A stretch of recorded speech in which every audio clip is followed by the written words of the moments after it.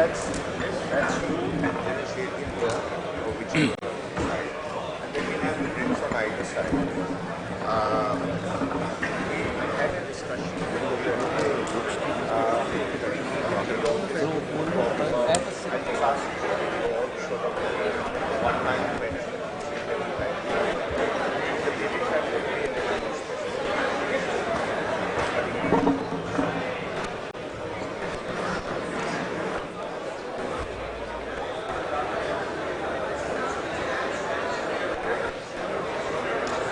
Ladies and gentlemen, may I request you to please settle down. I would like the team from the United Kingdom military to come up on stage and take place.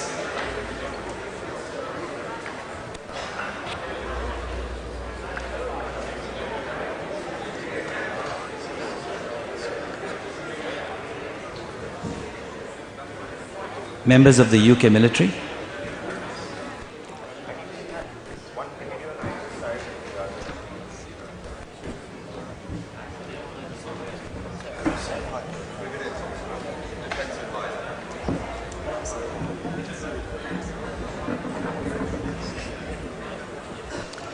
Ladies and gentlemen, please settle down. And a gentle reminder again to please put your mobiles on silent. I'll really appreciate that. Thank you. The last session of the day, shoulder-to-shoulder interactive session with the United Kingdom military team. We have with us the Honourable Chief Minister of Punjab, Captain Amarinder Singh, Lieutenant General T.S. Shergill, who is the Chairman of the Military Literature Society, the UK military team, and we have amongst us Maroof Raza, who's going to moderate the panel. Thank you so much. Maroof, sir, all yours.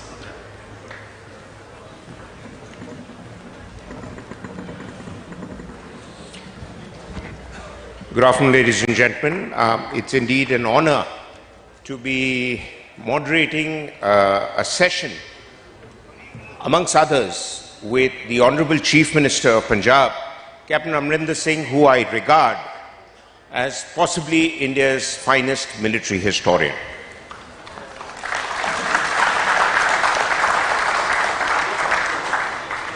And as a student of military history, I continue to admire both his ability to regularly produce books which are so important for us to remember the tradition and the legacy of our soldiers, and how we have continued to follow up on that tradition of valor.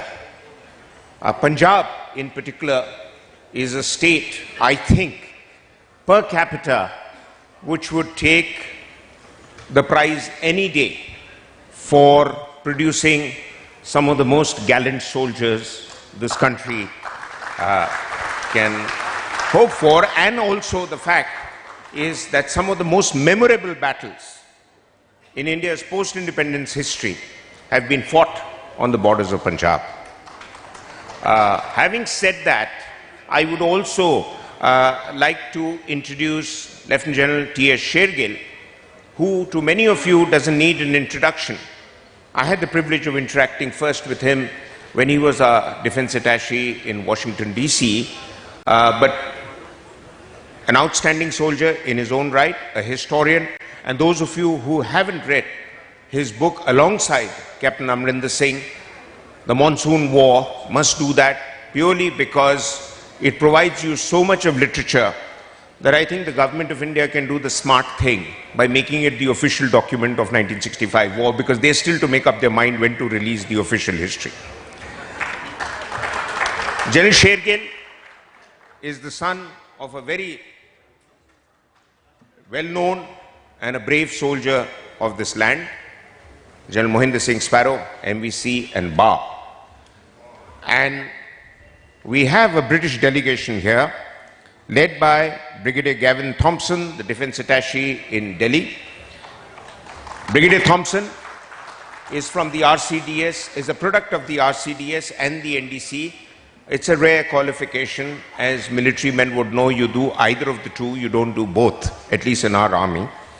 And you have also with him Brigadier Celia Harvey, who is from the Strategy Division of Army Headquarters. And what might interest you, ladies and gentlemen, she has taken up on herself to champion the Sikh cause. Sitting next to her is Captain J. Singh Sehgal, Captain J. Singh Sohal, my apologies, who is a Special Reserve Officer of the 77th Brigade, and I believe the British Army is now putting together an Indian brigade once again. And I can assure you, at least the British officers, that is going to give a run for the money to other regiments of the British Army, because the Indian brigade and Indian soldiers were, as we will bring out in the discussion, really the finest asset Britain could have hoped for in the two wars, World War I and II, and the relationship continues. And we also have with us, alongside Brigadier Gavin, Mr. Stuart Wheeler, who is the archive manager of the Tank Museum. And as you know, tank battles have always been decisive. And the two wars, particularly where Indian troops were involved, they made a remarkable impact in the battlefields. So I'll start with the Honorable Chief Minister, sir. You've written extensively about the Sikh regiment's contribution. You've written also about the Battle of Saragadi. Personally, for me, your book, as Dr. Manoj Joshi said, he was there on the panel just now, but it must be somewhere here. Dr. Manoj Joshi said that it is the benchmark on military history books to come out in India. What is it that you found was the most special aspect of the relationship with the British during the wars? And what is it that inspired that Indian soldier to go again and again beyond the call of duty and put his life on the line? Was it the Naam? Was it the Nishan? Was it his immediate commander? Or was it his faith? I don't think pay had anything to do with it. I think it was always the honor of their regiment, for their comrades, for their officers. That has been the tradition in all armies, and certainly in our army, where you fight for your unit, and you fight for your officers who tell you what to do.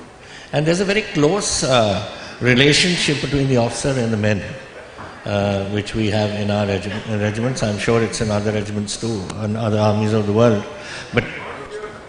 But certainly here, we have had a very close relationship.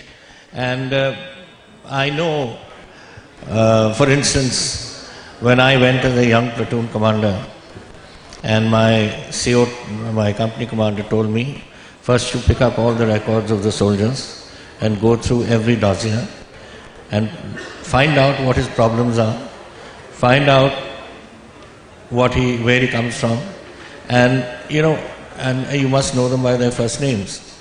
And that's how we all started our careers off. I'm sure that happened in other regiments too.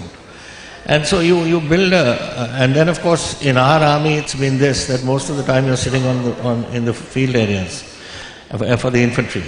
And when we are in the field areas, you have a much closer relationship with your men than you have in peacetime soldiering. And I think that certainly has helped me. And in my regiment, I know this is the way it's been.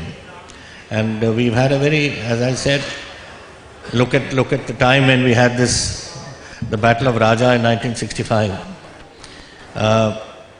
After the 62 war, the expansion took place in the army. And a lot of our senior officers had to leave the regiment to go in the new regiments that were being formed. So we had just the colonel, we had a second in command, we had one company commander and one captain who was the adjutant, and then there were 21 second lieutenants. The colonel was killed. The second in command was where he was supposed to be. And the adjutant was with the battalion headquarters further back. The only company commander we had, he was wounded at the start line. And the battle was fought by 21 second lieutenants. And we took 141 casualties, but we captured our objective. Now that shows that a young officer with 1 year or 2 years, 1.5 years service could motivate the men to move. And that, I think, indicates to you the closeness that exists between the soldier and the men, at least in my battalion and my regiment. I think that's true perhaps for many other units also. And the Indian Army has picked up some traditions.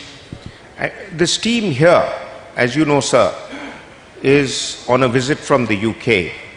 And they've just been to Amritsar. I believe they've also visited the museum in Amritsar. I'd like Brigadier Celia to actually throw light on the relationship between Britain and India as you see it now in Britain, particularly when we see the Commonwealth still as a binding force, but there are many in Britain, if I can suggest, who don't see the Commonwealth with the same kind of enthusiasm, if I may put it, as people in India do. But where do you come in, and where do you see this bonding between your army and ours, and the traditions that have come to stay? Many of them are veterans of that relationship here. I mean, we have people here whose family members put out their best foot forward, as it were, at least in World War II, and there are some who have linkages with World War I also. You would like Mike? Thank you. That's a very big question. I'll try to answer as much of it as I can. There are more than 1.5 million Indians living in Britain now. So it is a substantial part of our population, and a very positive part. And indeed, we have more than 200 Sikhs in the armed forces. So they make a very strong contribution to defence. And I would say that one of the main reasons that we are here this week is to understand more about your culture, your faith, and your customs, so that we can ensure that Sikhs who serve in the British Army are well looked after, that they are well understood, and they are comfortable serving in those forces. And indeed, we had the privilege to go and visit the Shri Harimandir Sahib, and a very great privilege, I met with the Jatadar Akal Takht, and he very kindly has given me a message to take back to all the Sikhs in Britain. And so that bond between us is absolutely clear and will provide a greater strength of relationship between us. I come to your point about the Commonwealth.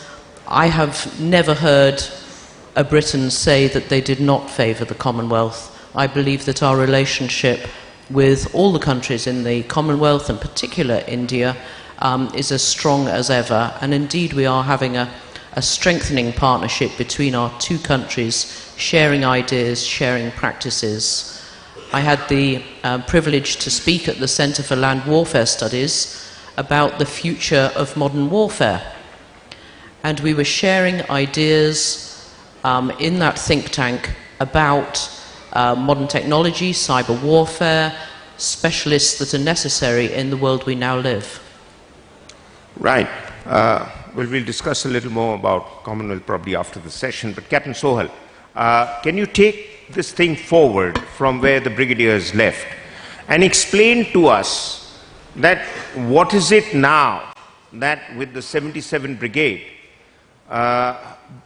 Britain is looking at doing? Is it a full-fledged fighting outfit, or is it to integrate communities, which Britain is very good at, or is it to draw linkages between the British Sikhs and the Sikhs in India?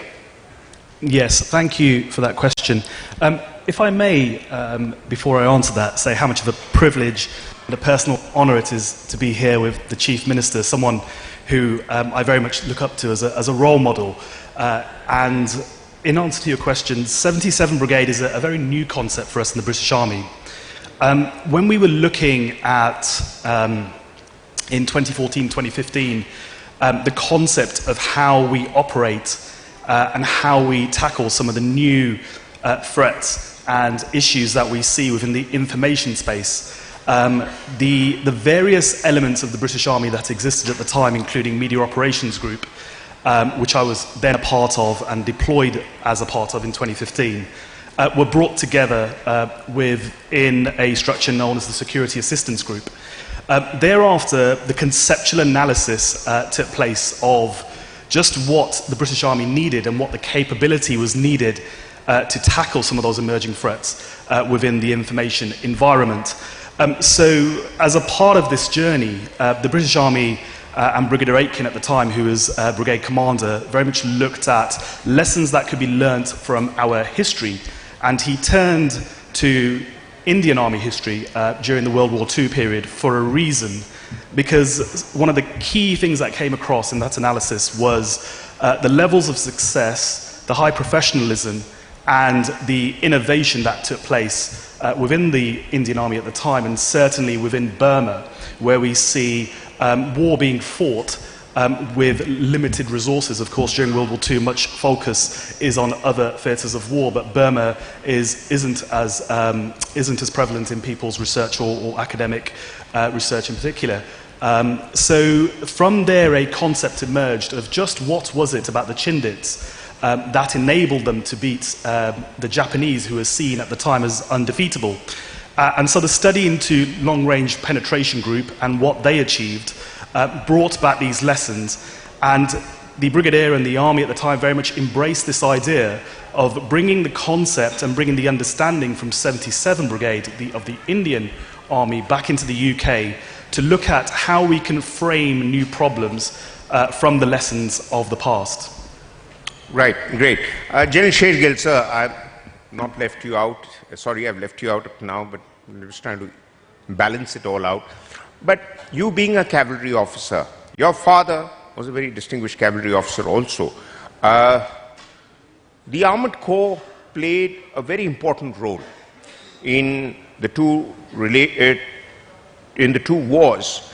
But the Armoured Corps, like the infantry, which the Honourable Chief Minister belongs to, and I've also had the privilege of serving with the infantry, has inherited a number of traditions which really make it function in a particular way, which is perhaps the most tried and trusted system anywhere in the world.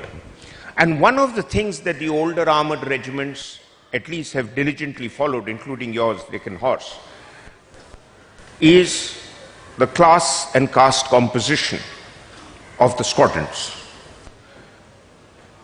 To what extent was it influenced by the British who helped set up those regiments originally, and to what extent are some of those traditions held very deeply dear in your and other regiments, Skinner's Horse, Hodson's Horse, 2nd Lancers, Sindh Horse, including Sindh Horse keeping the bottom button of the waistcoat open in memory of the Prince of Wales's visit. So can you elaborate on that? Well, the first question that you asked was, what was left to us? Well, what was left to us was a simple thing that's actually been in the army forever. And in the Armoured Corps, particularly in tanks, you very quickly learned that you were one person of the crew. And so you did everything that your role within the tank required you to do. You were not superior, and in many ways you were inferior to the kind of work that the rest of the crew could put in. You were a unit, you were a team. And there's another thing that influenced the behavior of the cavalry at large, because they're known to have panache, elan, they dress flashily, red scarves, crimson scarves, gold scarves, but that's for a reason. They travel in a protected environment, and therefore they have to show on the battlefield that they can be aggressive. And I think that spirit, they have to justify the fact that they're wearing those flashy scarves and not sulk somewhere behind, but actually lead. What was left to us as far as the so-called class system is concerned? Yes, there were a time where there was a heavy recruitment of the Pathans. But after the First World War, that decreased, and you saw the rise of the Punjabis within the First World War. But the British felt it politic to ensure that you didn't have one caste in one battalion altogether. There were, of course, some battalions that were all class, but you invariably had a company or two of a different class. In my own regiment, the Deccan Horse, we have the Sikhs, we have the Jats, and we have the Dogras. I think it's a great mix, because each one competes with the other, and all for the efficiency and effectiveness of the regiment. And I might say, in my regiment, the Dogras are known as the Pyar Squadron, where with just a bit of love and affection you can get them to do anything. The Jats are known as the Lat Squadron. You have to put that staff down, and once they've seen the staff down, they'll do anything for you. The Sikh Squadron is known as the Ishara Squadron, because they will function just on an indication of what you want to do, but at the same time you've got to ensure that you've got a strong pair of reins to hold them back. And so there was a lot left to us, and a lot that we recognized of what we should be, and we've taken it forward. We've had some knocks, we've had some successes, but all in all, I think we've done one better. I'd agree. Brigadier Gavin, sir, I'd like to ask you, I visited Sandhurst about 35 years ago, but I remember seeing an Indian Army corridor there. The chapel, of course, at Sandhurst has names of Indians etched there. Our own military academy has that connect also. To what extent, and you're a tank man, to what extent, and there are two questions for you. One is that you draw upon that Indian experience even now when you go out into operations, and your army has been out in operations quite a bit since 9/11. I know there is an infantry regiment of your army which has brass buttons with the tiger and Hindustan written below that. My good friend Richard Holmes of Rusi showed me that button. So what is that Hindustan connection? Is that still there, or is just there in emblems? And to what extent do you go back as a tank man to draw on lessons that you learned as regiments in battle with Indian troops, and how you expected your man under your command to perform?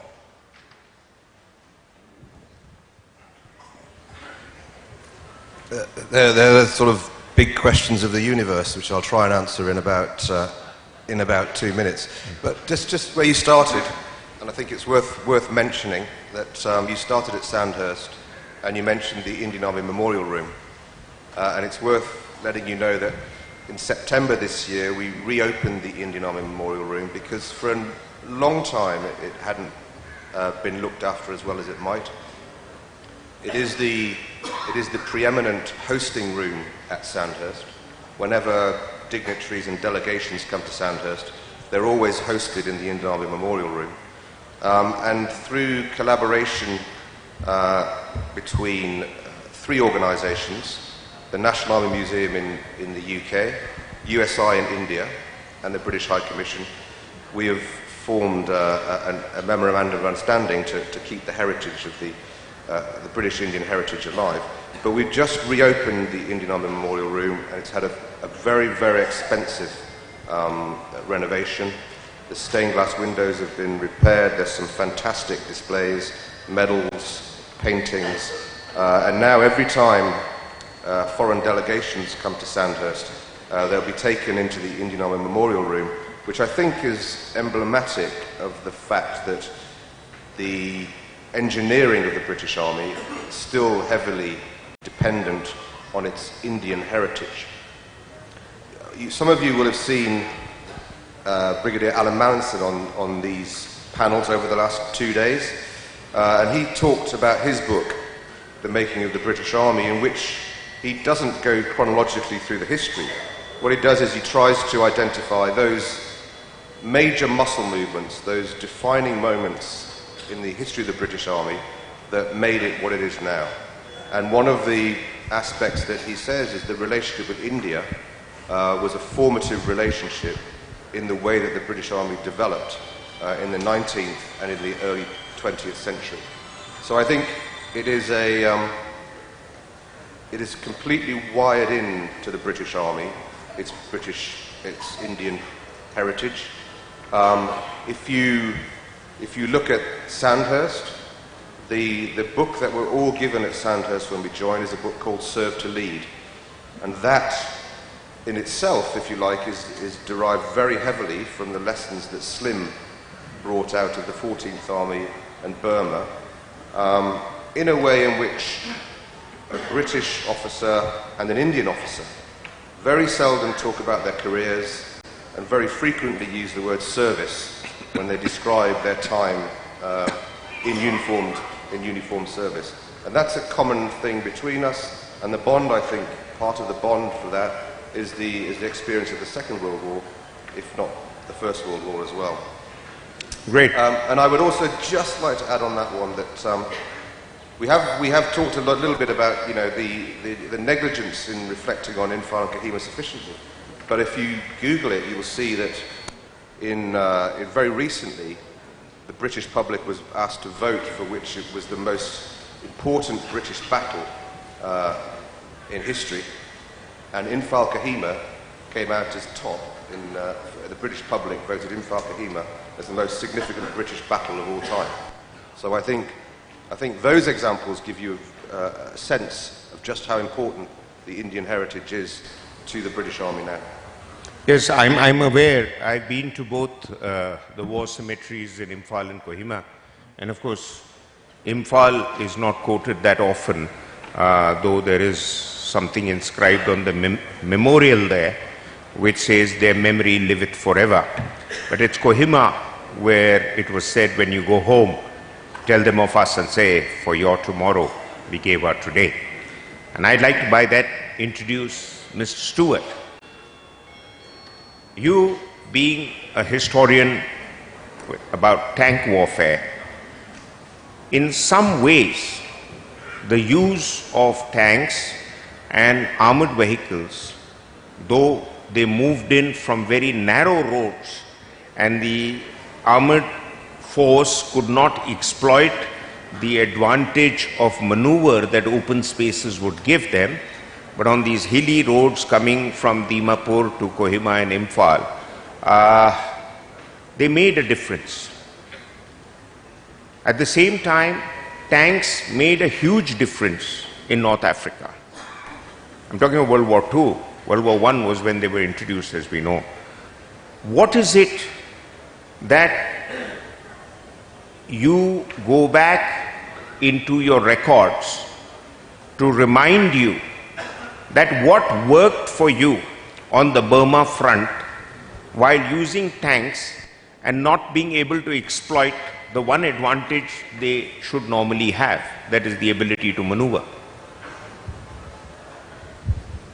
Well, thank you. That's a very interesting question. I'd look at it in the training that was going on, the realisation that when the 7th Armoured Brigade was basically being sent to Singapore, it was you had General Auchinleck arriving in Rangoon on the early February 1942. He saw that the rice paddy fields were suitable for tanks to use. So he basically diverted 7th Armoured Brigade to Rangoon instead of Singapore. That helped the actual 17th Indian Division and Boer Corps basically to withdraw out of Burma. So it's successfully used there. I think the really interesting thing is the development in 43. You start getting the Jungle Book, you start getting, obviously from 1941, you start getting the Indian cavalry being mechanised, and you start getting them trained. You start getting tanks coming over from, once you're getting the Mediterranean campaign finishing in Tunisia finished in May 1943, you start seeing more tanks coming over to India and Burma. And what you start seeing is more of the, basically building up the Indian tank brigades. You start getting up to 3 by 1944. And you're getting more of these units trained. So at Ranchi, they're being trained to actually start tactically deploying against the Japanese. And they've come across, and they're using really a couple of tactics to defeat them. They've come across these bunkers that the Japanese have. They start doing bunker busting. They start using the tanks and the infantry. They start training together. And they cooperate, so it's tank and infantry cooperation, much like the First World War, to destroy these fixed positions. And this is really important when you're going up here, especially in Imphal and Kohima, up on those razor edges. You need to have the infantry there to protect you from these Japanese anti-tank squads coming towards you. And so it's very important to have that, basically that support there. And it's very interesting, the 3rd Carabiniers basically said that they preferred working with 9th Infantry Brigade because 9th Infantry Brigade wouldn't go into action without tanks. They knew how important the tanks were. They could give you direct fire support. What you see, so you see this one of tank and infantry support, and then once you cross the Irrawaddy, and you get into more of, you get into the, basically a more of a less mountainous, much more open areas of that sort of the valleys by the side of the river, it becomes easier to deploy the tanks in a much more manoeuvre type of warfare. So they actually, if you look at the Miktila, you can deploy 255 Brigade there, and basically they can come around and outflank from the edge with the Royal Deccan Horse and Probing's Horse coming in. You can deploy regiments of tanks there. So you're not, when you're in looking at the Arakan and you're looking really in Imphal, etc., you're more doing things by troops and squadrons. Down there, you are using many more tanks. So it's a split. So late 44, 45, you do get manoeuvre war coming down, but that's to do with the terrain and the fact they're able to push the Japanese back.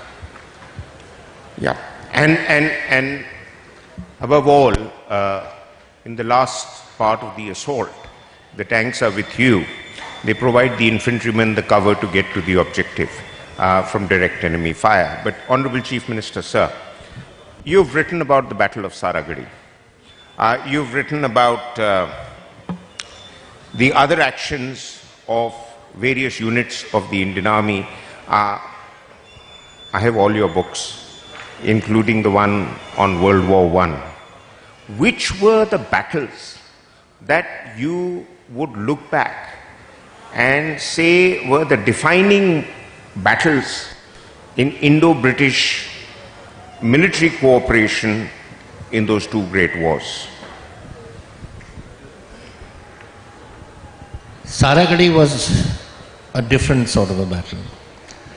It was 1897 and it was a post which was held by a platoon of Sikhs, of the 36 Sikhs, which we call, I'll go by the new names, 4th Sikh today.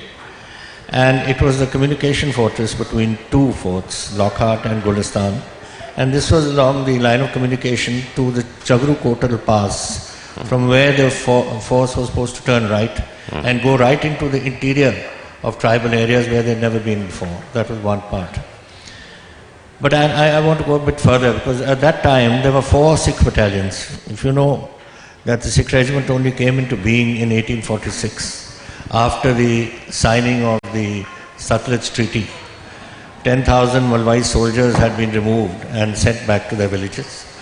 And at that time there was little rumblings in the villages, so people who had been used to some sort of life didn't want to come back home. And then the powers that be decided to raise 2 battalions. So one the regiment of Firozpur and one the regiment of Ludhiana. It was the 1st Sikh and the 2nd Sikh, which is mine. And then, of course, 1st Sikh has now left us and gone to the mechanized infantry. But these were the 2 that were raised in 1846, 31st of July in 1846. And then we got the 3rd Sikh, later on Rattries raised it. And then the 4th one, which was the 4th Sikhs, which was in 1884, that was raised as a police battalion earlier, then disbanded and made into a Sikh regiment later. Now this was the 4th that did the Saragadi operation, but it was not only them. 4th was holding that, 1st was holding the defense of Chitral, the 3rd was at Chakdara, where they won a Victoria Cross, and the 4th was on this line of communication which I will mention, to this Chagru-Kotal Pass. The other side of the pass was a brigade battle going on where 4 VCs were won on that morning. That was the day where that Piper Finlater had been shot through both ankles, and he propped himself up and he played his regiment into the attack. So this was what was, these 4th battalions were all in that operation. Mine, the 2nd, was in the Khyber Pass, in the Malakan Field Force.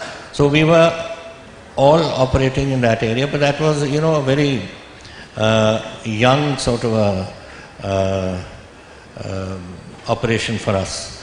First World War was really the one that really put us in our place. We had 1st Division that was mustered out from India was the 3rd Lahore Division, and there were 3 brigades. The 1st Brigade was halted in Aden and sent on to Gallipoli, and the other 2 brigades landed in Marseille in October. And by that time, the BEF, which had been fighting rearguard action right from the Marne downwards, had been in action for 60 days, without reinforcements, without food, without running short of ammunition. And they had come into this line, the Ypres line, which was about a 400-mile line right up to the channel. And it was here that we, what delayed us getting into action was that the Indian Army had a different rifle to the one that was being used in the field there. So it took a little time to convert.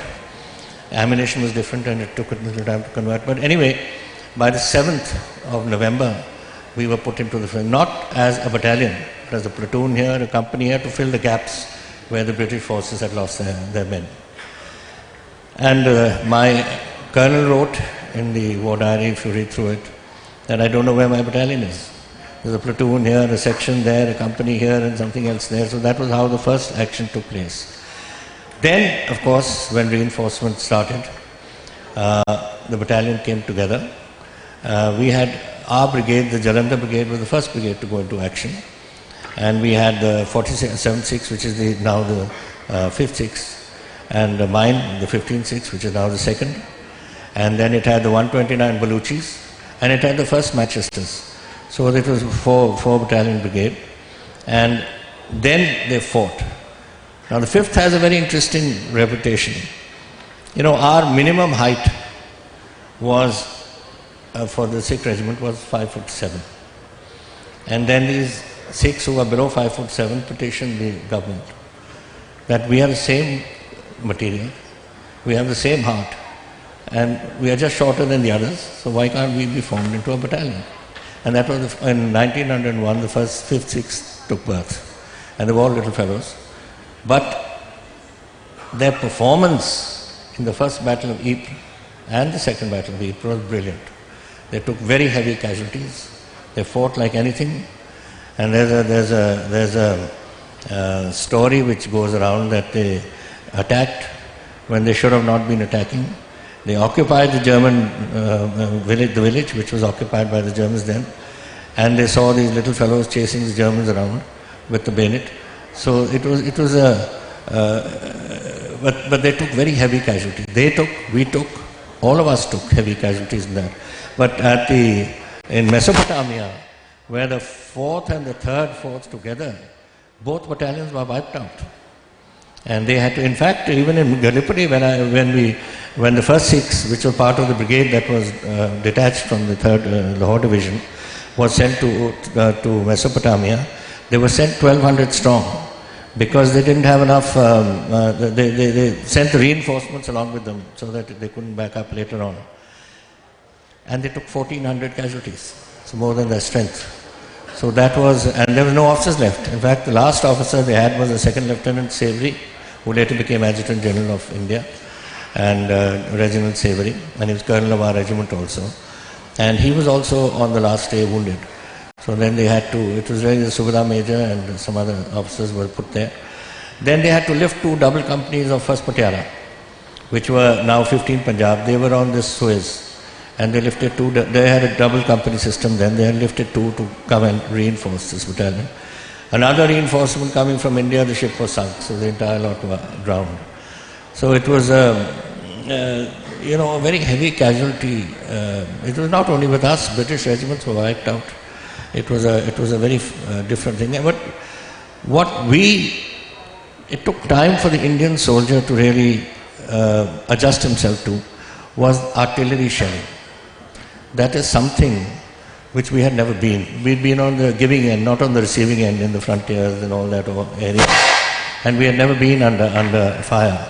And then suddenly to get the mediums and the heavies open up on our troops, it took them. They were shaky initially, but they settled in very fast. And we never had any desertions. And things went very well. In fact, it was our brigade that won the first Indian VC. Because the Indian VC was only started in 1911, 2 officers. Before that, it was the IOM only. And it was not our, one of our battalions was the 129 Baluchis, Khudadat Khan, which is now in Pakistan. They got the Victoria Cross, he got a Victoria Cross there. And my regiment, in the second battle of Ypres, we won our second Victoria Cross there. In fact, the General and I, this is a few years ago, on the 100th year of the war when it started, we went to France and to Belgium, and we spent a good fortnight trudging along those routes where our regiments took. We had a battlefield historian and we had the maps and we had the war diary copies and all, and wherever the battalion went, we followed it. And very interesting to see. And we got to the place where Second Lieutenant Smythe won his VC. It was a little high ground. And so Mao, I was looking, because he had gone through one of those drainage ditches which they built there to get rid of shallow areas in the fields. And the bombing party had to go up that. So the general went ahead of me, and I was all geared up to finding the trenches there and finding something there in that high ground. And I said, Mao, did you see anything there? He said, yes. I said, what do you see? He said, I see a lot of ducks here. Because the miners had gone underneath and blown up that area, and some enterprising farmer made it into a duck pond later on. But that was where we won our Victoria Cross. So that was happening all over. But it was, when you read through, and then you see those hundreds and hundreds of cemeteries. And I went to the cemetery where there was a young doctor who had won a bar to his VC. And we both paid our respects at that place. And then we went around looking at all at Minen Gate, at New Chapelle, at all the places. They brought back memories. We went to his regiment, to Delville, where his regiment had attacked Delville Wood, and there was a British regiment attacking High Wood on our right, and we went to their forming up spot, and then as we warmed up, walked up to where the wood started. One would think, it's strange that a cavalry charged into a wood, but there was no wood there in those days. The guns had flattened everything. There were no trees standing, there were stumps all over the place. But when we were walking along, we suddenly found a piece of shrapnel from 1916. So he's got that as a souvenir, which had been fired on his regiment. But it just shows the type of casualties on the Somme, for instance. 1 million people died on the first day. 600 Allied and 400 Axis. At Verdun, the same thing happened. So those are sort of figures that, mind-boggling figures. But that was the type of warfare then, and our regiments went through it very creditably. Both the 3rd Lahore Division and the 7th Garhwal Division and our 2 cavalry corps that went there performed brilliantly. Gardner's horse at, you got a Victoria Cross. Govind Singh got a VC there. So there were a lot of people who'd never seen this sort of cold or the type of terrain. And I remember reading through one war diary in which one of the Gurkhas of the regiments, in the morning when the officer went to go around and take around the defences, he found these soldiers frozen to death because they were officers, the men were on sentry duty. It was freezing cold. Incidentally, we had gone into that November war in our summer uniforms. We had nothing to wear. Then when they came into the homes where they were billeted with French people, it was a French woman there, the lady of the house, who either gave a tablecloth or took off a curtain or took off something else, gave it to the men to put on. And one adjutant records, he said, it was strange to see my regiment fallen in, some with pink clothes on and some with red and some with yellow and green, because they were all curtains and other things. I don't think the chap likes very much what I'm saying, but I was making a noise. But anyway, this was the way that war was fought. Then we went to Turkey, and I went to Gallipoli, and I went to followed again some of the various battles, whether it was at Helles, where the General Hamilton brought his force in, or at Anzac Cove, or at Suvla Bay, or where the New Zealanders were in defense, throwing handmade bombs at the Turks the other side, or where the Gurkhas were blown off the hill. That's where actually Field Marshal Slim took the decision to join the Gurkhas, because he saw them go into that on Gurkha Hill, and the defense and the attack they put in, the aggressiveness they showed, and the capturing of that hill. Later on, of course, they were blown off the hill by naval fire. It was a mistake which took place. But the courage of those men made him volunteer, and he eventually served the first 7th. So these are interesting stories. It was a different period, but it shows the courage of the man. It shows the courage of our soldiers. Nobody deserted. Everybody stood their ground, and the regiments fought as they were ordered to fight, whether it was the First World War, whether it was in France, whether it was later on in Gallipoli, or in the Second World War in the North African desert, or everything. We did a great job, and I think we are very proud of our army and our soldiers who fought then.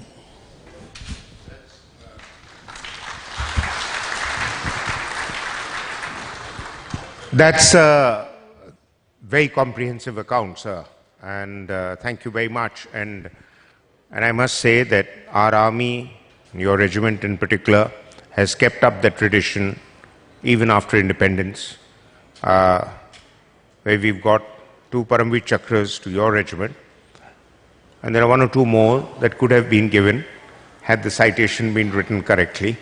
But that's another story on how awards are given.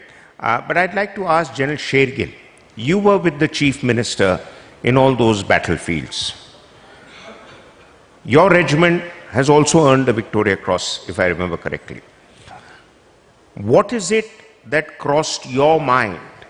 Because you went there having experienced tank warfare on the Indian front, and those battlefields in Europe were initially the place from Somme onwards where tank warfare was initiated. Some would argue that Little Hart's writings were picked up by the Germans faster than the British. Some would argue, as Brian Bond did, that the British actually initiated the whole concept of tank warfare. What is it that struck you? Because the Indian soldier there, apart from initially being part of horse-mounted cavalry charges, and there's a case, I don't remember which regiment, but there was this Dafadar who went up and down the front line and his regimental headquarters 3 or 4 times under fire carrying messages till he got a Victoria Cross and carried on doing that. What is it that we brought home from those wars as lessons to be implemented in India? I'm on the India-Pak front where largely tanks have been used. Well, you see, if you go back to the First World War, and when we talk about the cavalry, and I must say that if you talk about the cavalry alone, it's not enough in battle. Unless the infantry and the cavalry are welded together, integrated, you're not going to win any battle. On the Somme, the 1st Brigade cavalry charge was carried out by the Sikandrabad Brigade, and that was composed of the 29th Deccan Horse, the 4th, 7th Royal Dragoon Guards. I'm wearing their tie because we are affiliated to them, and the Poona Horse. And the Royal Dragoon Guards had to go towards Highwood and Deccan Horse towards Delville Wood. In many ways, it was going to be different because you were faced by machine guns and, of course, modern artillery. And the distance that you had to cover was at least half as longer than the charge of the Light Brigade. But both these regiments that carried out the charge did not have a Tennyson to report it. And so there was no poem, but they carried out the charge. A number of horses were killed and some lives lost, but they did their bit. And the result was, which should have been known earlier, that the time of the cavalry in close country against machine guns and artillery was over. And after 1917, the cavalry regiments were shifted to Palestine, and that is where another Victoria Cross was won by this regiment, again at a charge, where 2 squadrons charged, and Badlu Singh, Rasaida Badlu Singh, he was awarded the VC while he was still living, but he was mortally wounded and later died. We had a strange recap of this many years later. I was adjutant of my regiment, and a retired JSO, a junior commissioned officer, turned up to attend our regimental day, which is the Jordan Valley Day, named after this VC that we'd won. And he was wearing desert mounted kit.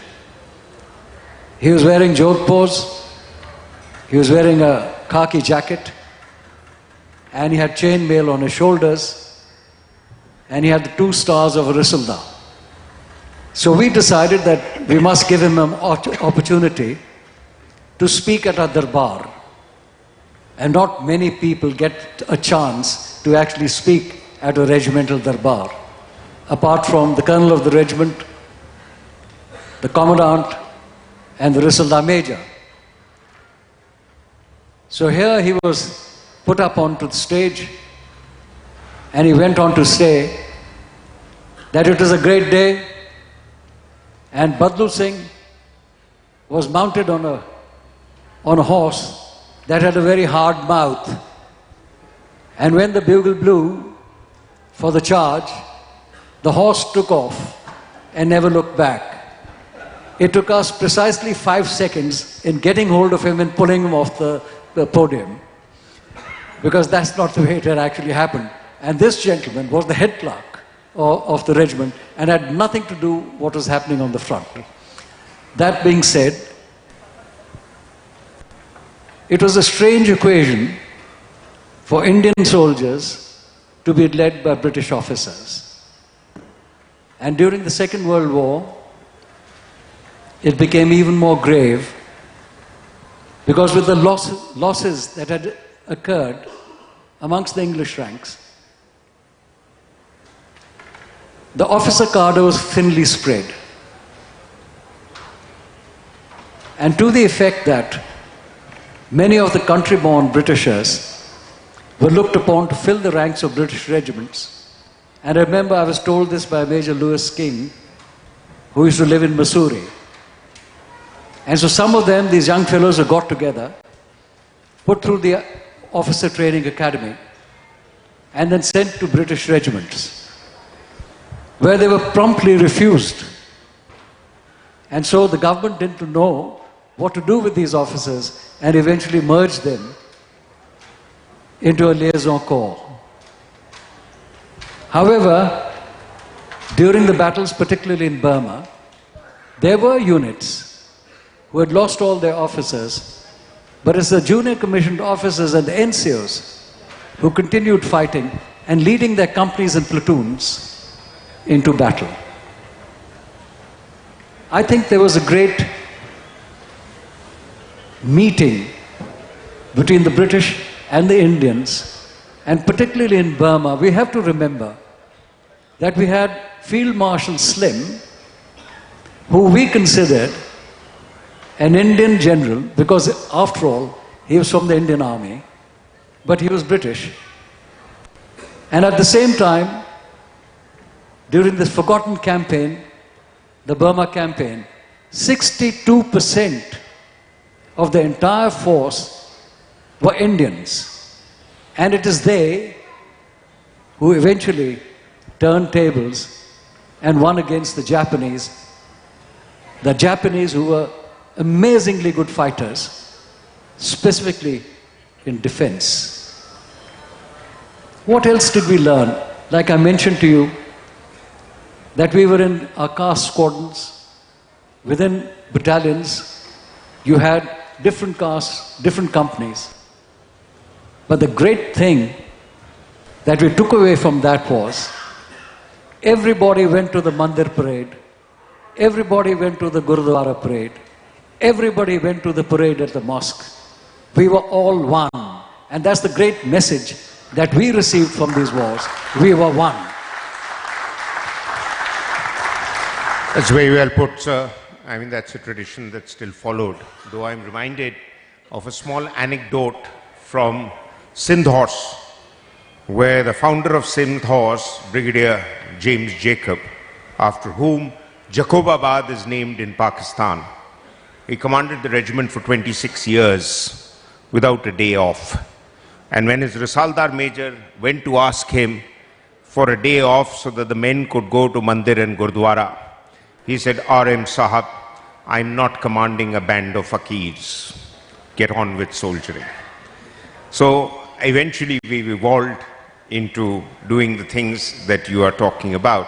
But let me ask Brigadier Gavin, since we are in the flow, and I'll come to this team in the end, we are in the flow of tank warfare and issues, there are lessons that we've learned. What is it that you would say still connects us, India and Britain, as two armies? We have our regimental connects. Many of our regiments as General Shergill has brought out, still have regimental ties, and this is both ties in relationship and the tie he is wearing.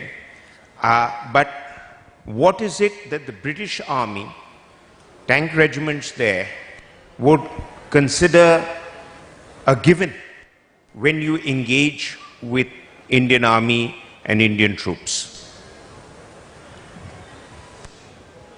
So I would like to center the answer to that around this idea of why are our two armies so courageous? Because I think courage is one of the big themes of this panel today, and I think is one of the unifying bonds that gives us a huge mutual respect for each other's soldiers and each other's leaders. We both have armies and armed forces blessed with people with incredible fighting spirit, and there's a common history that we share. It's separated by about 1,000 years, but the UK is a land that has of invasion. It has been immersed by different cultures who've all sent their martial young to come and take our territory, be it Anglo-Saxons, be it Normans, be it Vikings, and therefore we have been left with an incredible martial spirit inside our country. I think we share that with North India. I think North India too has had its fair share of invasions, but the people that come to do that are all the hardened, sinewy martial types. And some of the great martial races of North India, sit in the north, partly as a byproduct, I think, of invasion. So I think we share a common pedigree of deeply courageous and martial people from which we are drawn. I think we share a view of leadership which is demanding of sacrifice. It isn't a type of leadership that is demanding of individual gratification. It's one that glorifies those that are prepared to give more than they take out of their leadership role. The saying, horses, men, self, is the order in which we judge the best of our officers. So I think we have a leadership culture that is common and that binds us together in a deep and meaningful way. And I think also we have, in order to lead, you have to have people who are prepared to be led. And we've both built our armed forces around units and formations with regional, ethnic, or social connections that bind the soldiers together in a way that to let their brother soldier down would be the thing that they would like to do least in this mortal world, and they would be prepared to sacrifice their life rather than let their brother down. So I think we share a martial spirit, we share a sense of leadership based on sacrifice, and we share a sense of those that are led willing to fight and give their life for their brother soldier. That's where I think the connection lies. I think we all share that sentiment. That's very well put.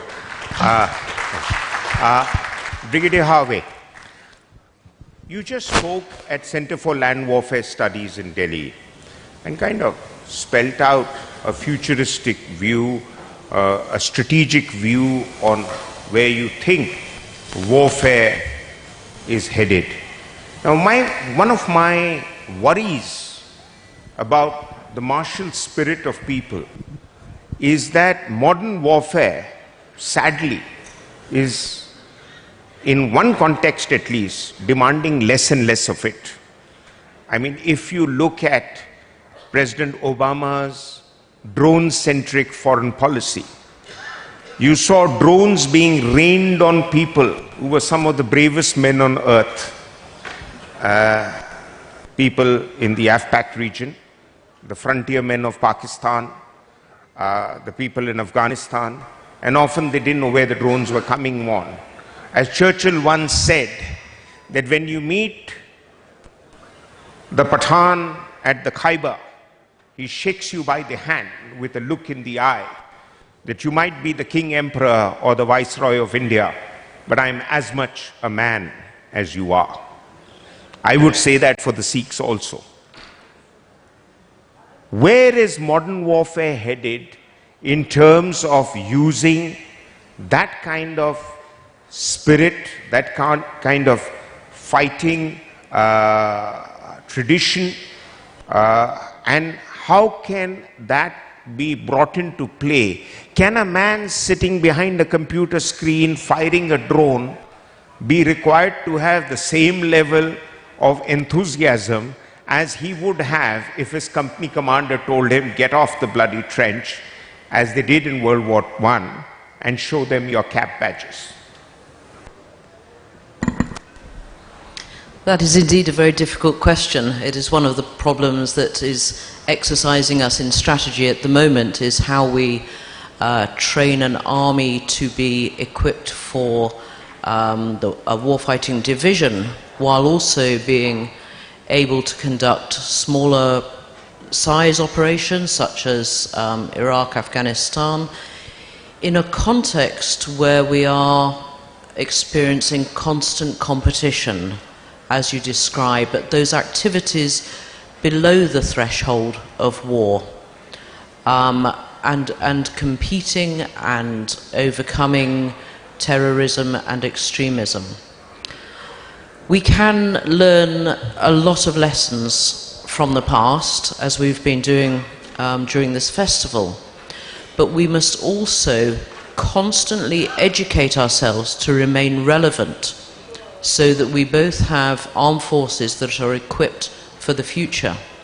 Now, we cannot tell whether we will need those warfighting divisions or those modern technologies that you describe, and therefore we must be equipped for both. But as we experience different operations, what we can do is learn from each other. So India has been experiencing more operations of scale and requiring a different type of readiness to that which we experience in Britain. And so we are currently conducting a review of readiness, and I believe that we could probably learn a lot from the Indian Army to help us with that.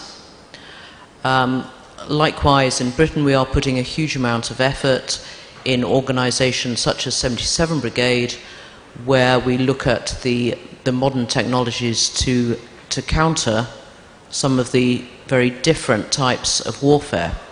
And we must also ensure that we attract the very best talent in our forces. And they may well be people who look very different to our warriors from the past. They may not have the same muscles in their bodies, but the courage of their minds must be the same. And we will draw that talent from all sectors of society, which is again another reason why we must understand people from different cultures and faiths, so that we attract the very best talent into our armed forces. We can learn so much from each other, even at a lower level, from, for example, medical treatments. As technology advances, you may experience different types of injury that we have not yet experienced, and we owe it to our soldiers to make sure that they have the very best of treatment from wounds on the battlefield. And there's one example of how we can learn from each other. We must constantly think that modern warfare covers all domains. We must not fall into the trap of believing that it is just cyber, just drones. We must be prepared for every circumstance, and to do that, we must work with our partners. We have great partnerships with India, on technology and on cyber. We must exercise those partnerships as well as learning from each other on the battlefield to ensure that we are equipped for warfare in the future. Thank you. That's again a very comprehensive answer. Captain Sohail, your units that you're putting together with Sikh connections, are you drawing on Sikh martial tradition to the extent that new raising Sikh units or Punjab regiment units of the Indian Army do? What are the kind of mottos you are adopting? What are the kind of linkages do you encourage your units to have with Sikh units in the Indian Army, or are you planning to have those linkages? Because there is a shared heritage that you plan to revive. Thank you. Can I answer that question by just touching upon what Marm said earlier? So with modern warfare, we're seeing ourselves more involved within the information domain and information warfare in particular. And from my Sikhi roots, what I would pull out is the need not just to be active and involved within the virtual domain, but also the cognitive domain. And I say Sikhi roots because my name, Jay, is actually Jagajit. And I often draw inspiration from Manjite Jagajit. By controlling your mind, we can champion the world. And that is what the cognitive domain is all about. It's about getting into this environment where we can understand information flow, understand target audience sets, and apply the necessary effect in order to achieve the objective. Turning to your question more directly, in a nutshell, yes, we heard from the Brigadier earlier that whenever an officer of whatever background, faith, and even nationality comes through the Indian Army Memorial Room at Sandhurst, that they get a deep understanding of the Indian Army and the connection that we have in Britain to that history.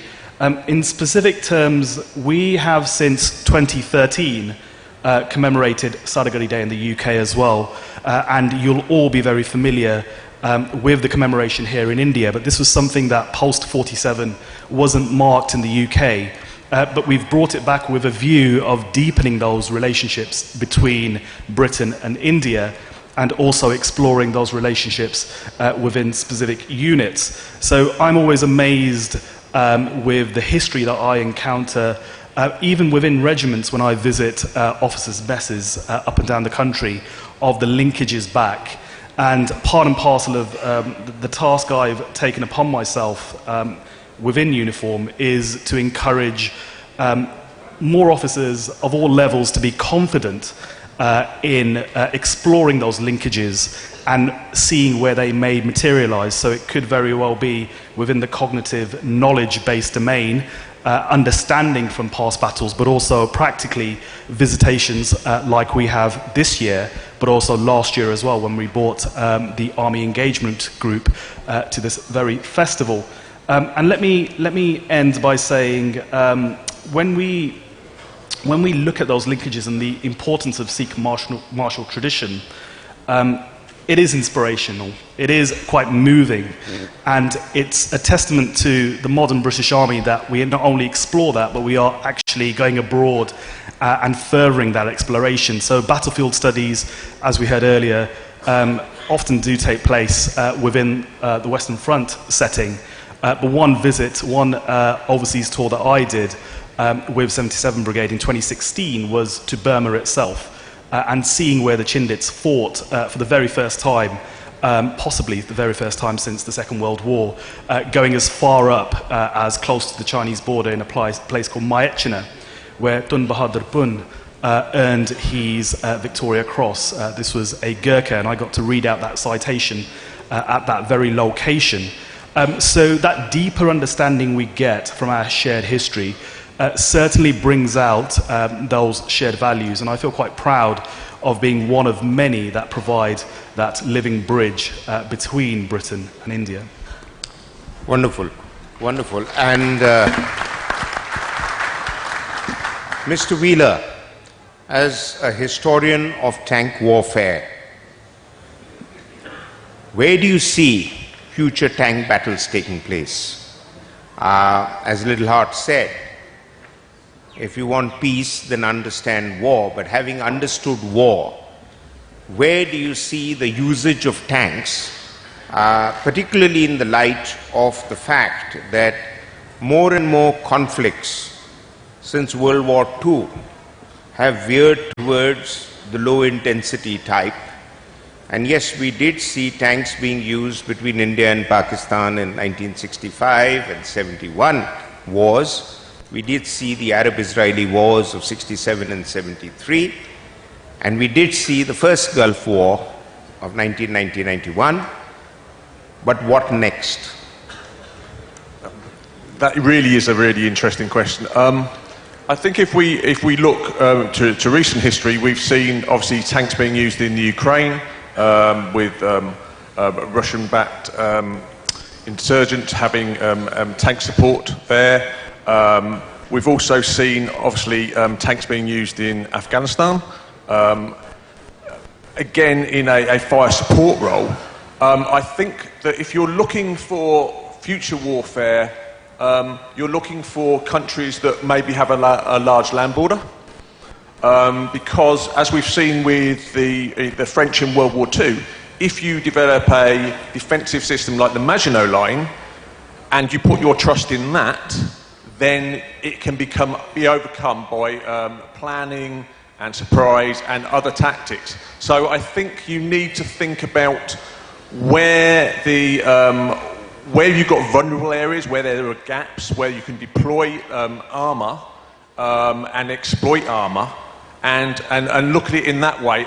Again, we've seen time and time again people say the death of the tank, but if you look at the battlefield, I mean, out in Iraq, they had the Warrior infantry fighting vehicles. They were coming under fire, RPGs coming towards them, etc. The best thing to send out to support them was a Challenger 2. That then took the fire. It was more capable of defending itself and could respond. So you can use it in smaller actions. If you look at the Canadians back in the early 2000s as well, they actually made the decision to get rid of their tanks. They then did a 180-degree reverse when they went to Afghanistan. They realised that they needed that tank support and they couldn't do without it. So I think it's going to be something you're going to require in your inventory going forward. Where you can deploy it will really depend on your capabilities, your lift capabilities, and basically how quickly you can move it. I don't think we're going to see the large build-ups that we saw in the Cold War of large formations again, but it's going to be movability and strategic movability that you can do with armoured forces, and that's where I'd see it going forward. And also look to the nations who are developing new tanks. If they're developing new tanks, they're probably the ones who are more likely to use them. I hope that's answered your question. Right.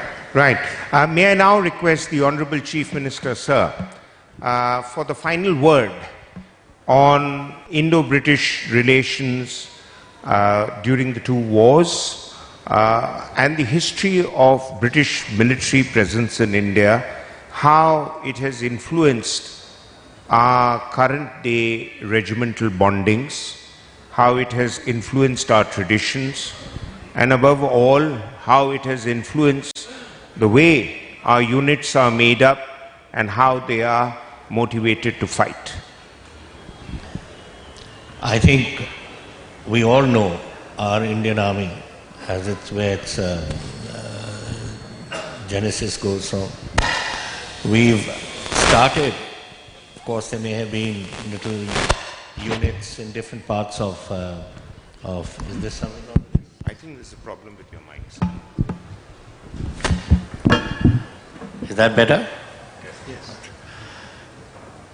All our traditions go back ever since Indian Army came into existence, from the Madras Presidency, then the Bombay Presidency, then the Calcutta Presidency and all. It's been hundreds of years, and I think our oldest regiment is 300 and something. I think it would be the Madras. The 3rd Punjabis were also there, which went to Pakistan, but we've also got a 3rd Punjab. They were probably the oldest. Coastal sepoys they were raised as. But they were all based on the British system which had evolved at that time. And subsequently, whether they were infantry, cavalry, artillery, or whichever supplies or signals or something, it was based on a system which evolved from the British system.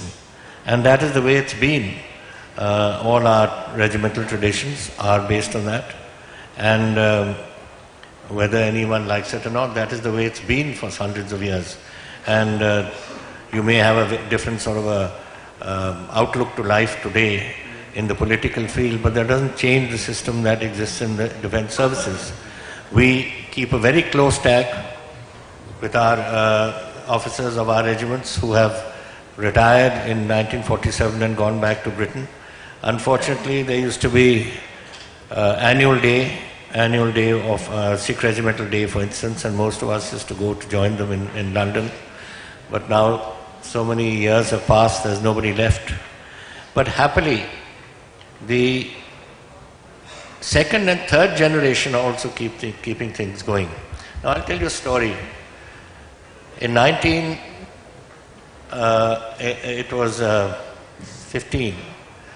there was a young officer. It was in the second battle, in the first battle of April 14, that he was wounded in the field.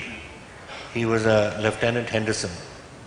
And his Subedar, Subedar Manta Singh, who was the senior JC of that company, dragged him into a gardener's hut in one of the French villages, and while this battle was going on.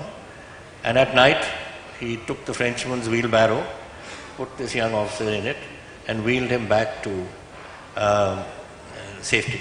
And he survived. He later commanded our battalion, and then he was colonel of the center also at Nowshera at that time. And it was he who was commanding when his son Robert Henderson and my father joined on the same day, the battalion.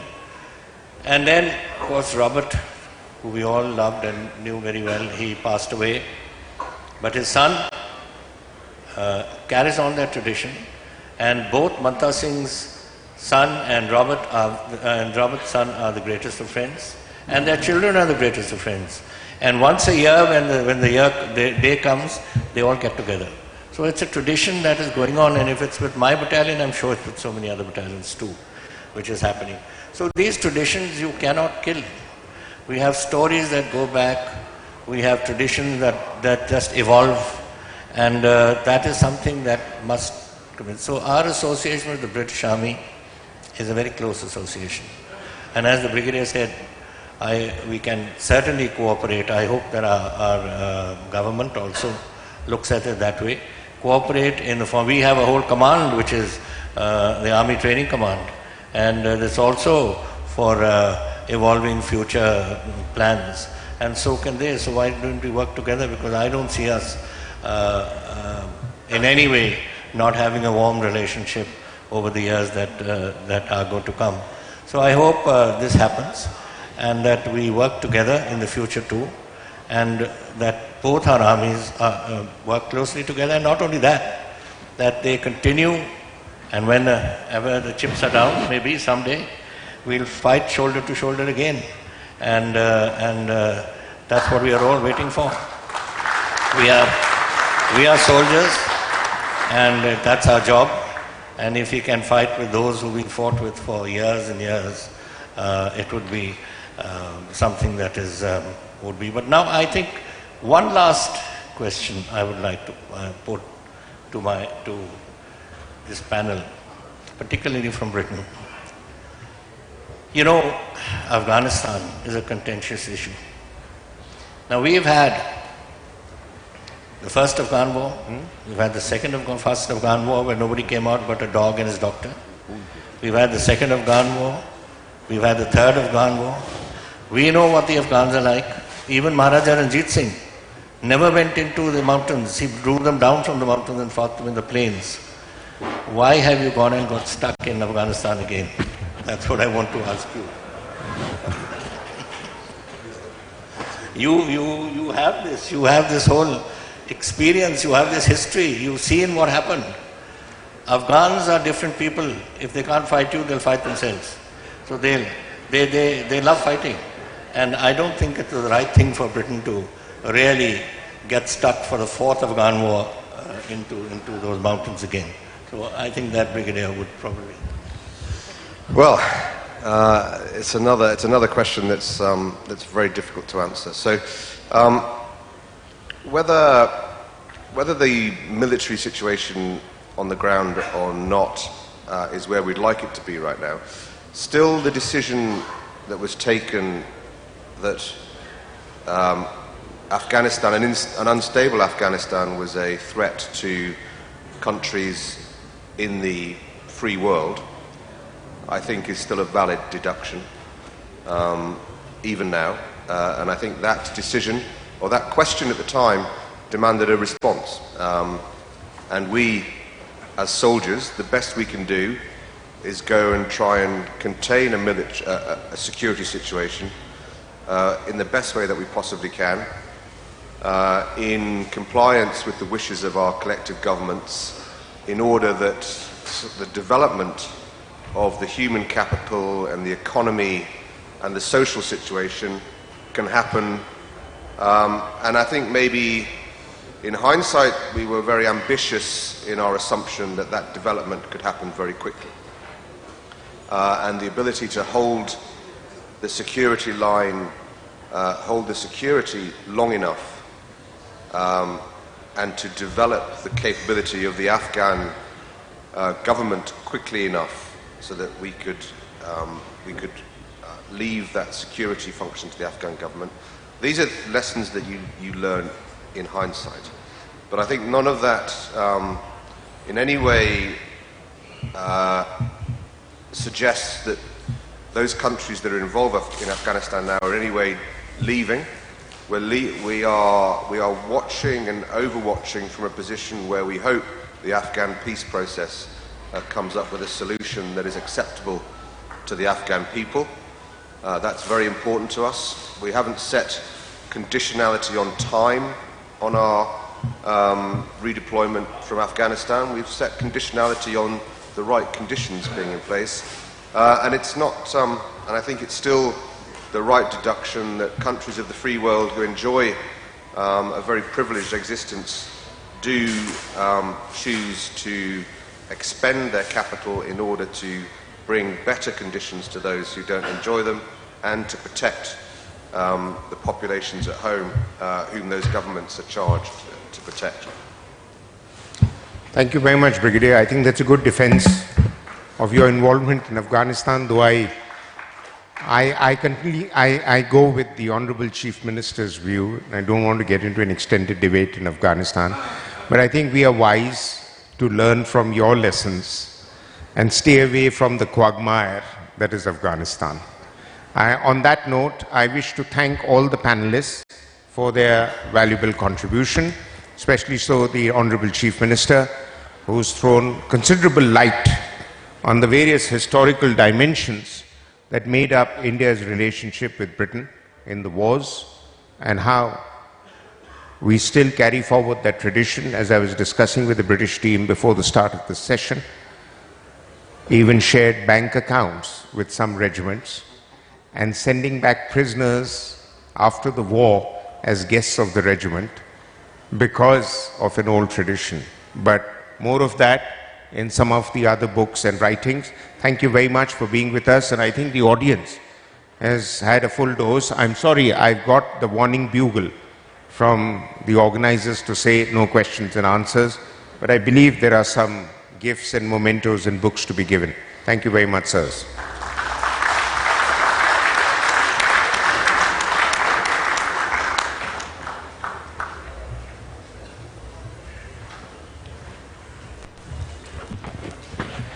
We'll now request the Honorable Chief Minister to honor our guests on stage with a book.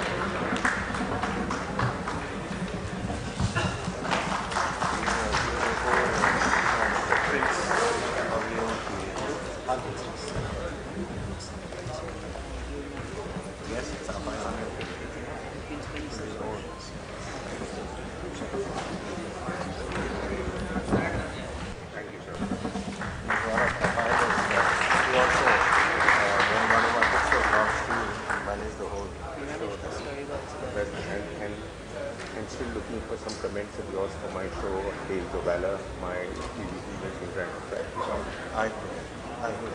Thank you very much.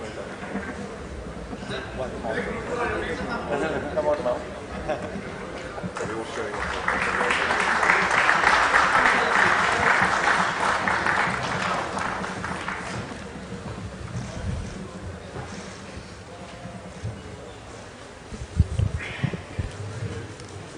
What about the Chief Minister?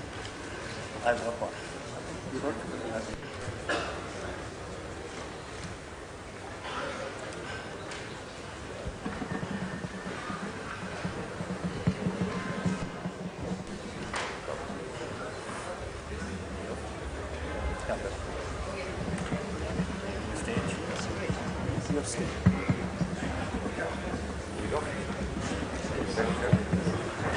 So thank you very much. Thanks for showing that stage with us. Yeah, I have to go back to Delhi something. But these there. No, you'll see. yeah. So, and then we go back to tomorrow. Thank you very much. That's very very, very happy. Share the stage with you, sir. I think we cracked that one. Thank you so much. We have had a wonderful experience here. We're very grateful to you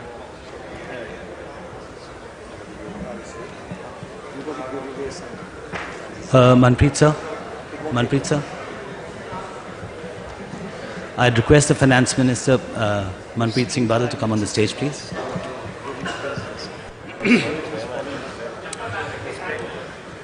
Good evening, ladies and gentlemen.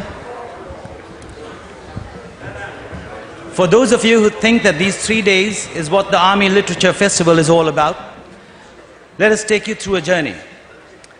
As a precursor to the main Military Literature Festival 2019 this year, the event commenced in the month of October, wherein we had a polo match under the aegis of the Headquarter Western Command and a shooting competition in Patiala.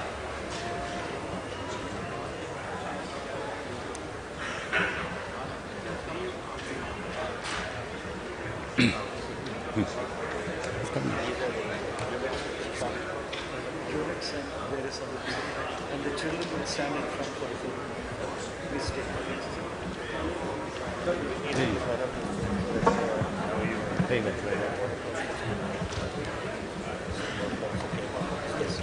Good morning, sir. How are you, sir? So as a precursor to the main Military Literature Festival 2019 this year, the event commenced in the month of October, where we had a polo match under the aegis of the Headquarter Western Command and a shooting competition in Patiala. Thereafter, a veterans golf tournament was organized, followed by the children's marathon and bird watching sessions in November 2019. A military carnival was held towards the end of November for the citizens of the City Beautiful. A Bravehearts ride, wherein 450 riders rode through the state on the occasion of the Armed Forces Flag Day. And this ride culminated at the Headquarters Western Command, spreading the message of no drugs to the people of the region. We shall gladly embrace death, so you can embrace the freedom for you. You may live and breathe in peace. We shall happily give my today for your tomorrow. Just make yourself worth our dying for. Apart from the entertainment, over the last 3 days, the event has been highly stimulating with discussions on martial history spanning 500 years. The event brought together leading military writers, authors, poets, and artists, film and documentary makers, and most of all, the war-hardened and decorated soldiers with their tales of courage, valor, and heroism, of supreme sacrifices and patriotism. The panel discussions were highly intriguing and brought out interesting facets and analysis of the past, present, and future trends of military powers of the world and of global conflicts. Under the direct guidance of Lieutenant General T.S. Shergill, PVSM, everyone has worked in unison towards the one common vision set by His Excellency, the Governor of Punjab, Shri VPS Badnor, and Captain Amarinder Singh, the Honorable Chief Minister of Punjab. May I request Lieutenant General T.S. Shergill, PVSN, Chairman of the Military Literature Festival, to share his vision. Ladies and gentlemen, Lieutenant General T.S. Shergill.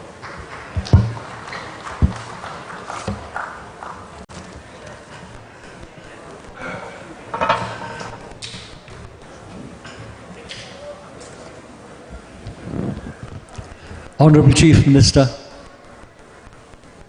Honorable Minister of Finance, Sardar Manpreet Badal, and the GOC&C Western Command, Lieutenant General R.P. Singh, AVSM, VSM.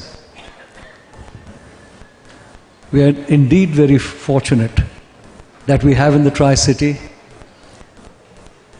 4 former chiefs, of whom happily 3 of them were present with us at the War Memorial for the Flag Day. And today, seated right in front, is Air Chief Marshal Tony Dhanoa, who has been kind enough to also come onto our panel and tell us all about the message of Balakot, which he shortened very effectively by saying, wherever you are, we'll get you. We'll get you, and most certainly we'll get you wherever you are.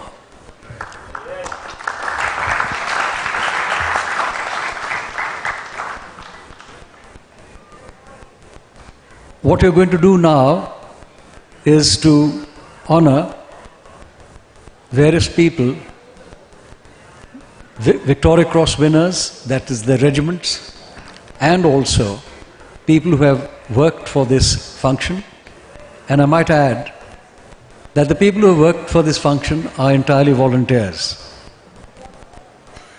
A close group, which actually runs this whole show, aided greatly by the National Cadet Corps, by schools, who have done a great service in looking after us. The police, and of course, the civil administration, they've all been totally with us in support.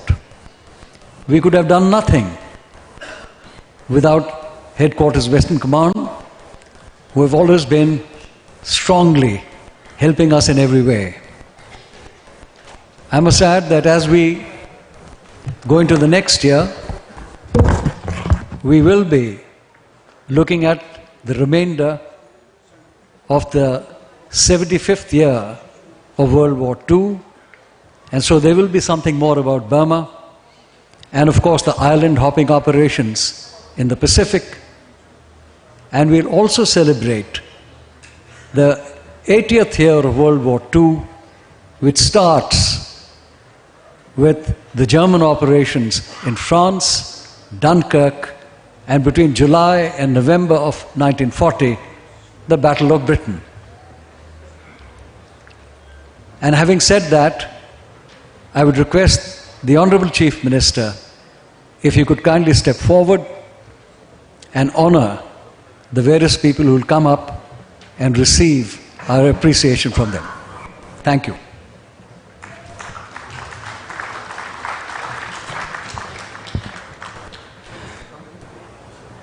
The Indian soldiers actively participated under the British Raj. The loyalists that Indians were.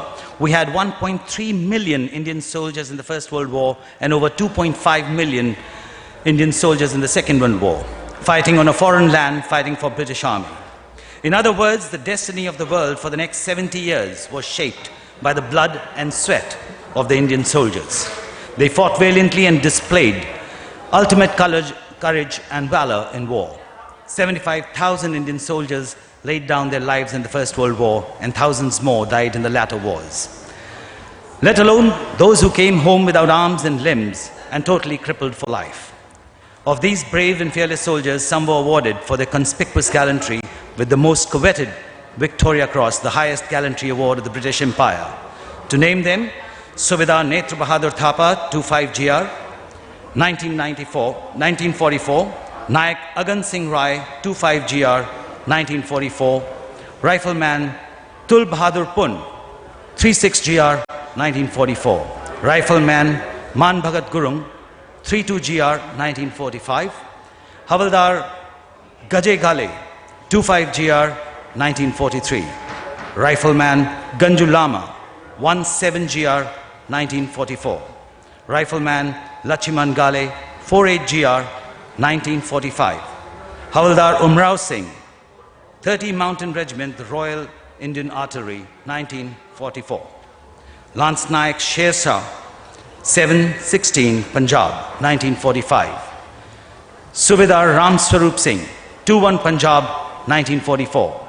Naik Fazaldeen, 710th Baluch, 1945. Jamadar Prakash Singh Chib, 1413 FF Rifles, 1945. Havildar Prakash Singh, 58 Punjab, 1943. Naik Gyan Singh, 415 Punjab, 1944. Naik Nand Singh, 111 Sikh, 1944. Sipai Bhandari Ram, 1610 Baluch, 1944. Jamadar Abdul Hafiz, 3 Jat, 1944. Sipai Ishar Singh, 28 Punjabis, 415th Punjab, 1921. Late Karamjit Singh Judge, 415 Punjab, 1945. We will now invite the representatives of the units which have had the honor of having the following Victoria Crosses on their rolls. From 25 Gurkha Rifles, Major Jacob and Subedar Major Harsha Bahadur Rana. The Victoria Cross winners were Naik Agan Singh Rai, Victoria Cross; Subedar Netra Bahadur Thapa, Victoria Cross; Havildar Gaje Gale, Victoria Cross.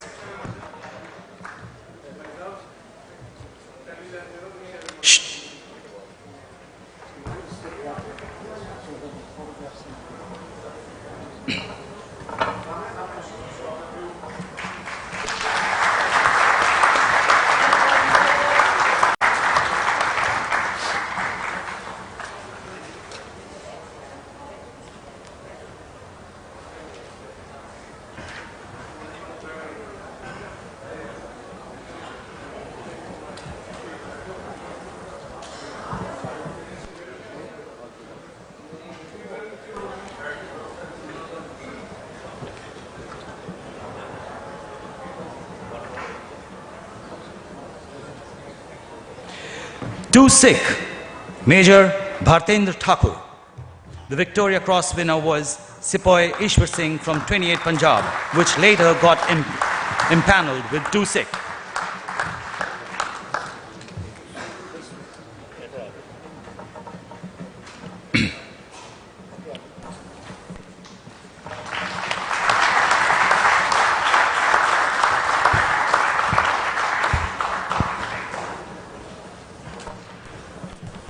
For Mechanized Infantry, Colonel Navdeep Harnal, Sena Medal.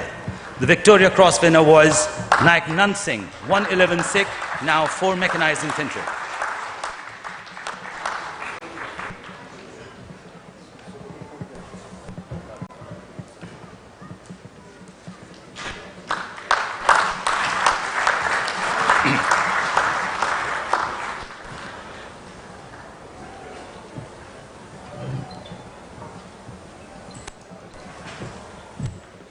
Regiment of the Artillery, Major Mukesh will receive the award for Havildar Umrao Singh, 30th Mountain Regiment, Royal Indian Artillery, now 22nd Field Regiment.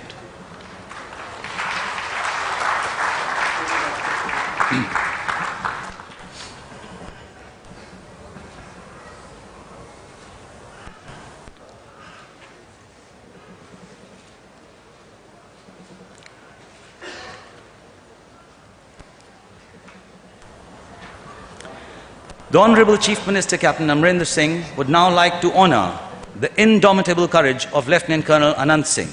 Lieutenant Colonel Anand Singh commanded the 4th Sikh Battalion in the 65 operations. He led the battalion valiantly, which led to the capture of Burki. And for his courage and bravery, we honor him. May I now call upon the daughter of his brave heart, Mrs. Sukhjinder Singh Kaur, to receive a token of our appreciation.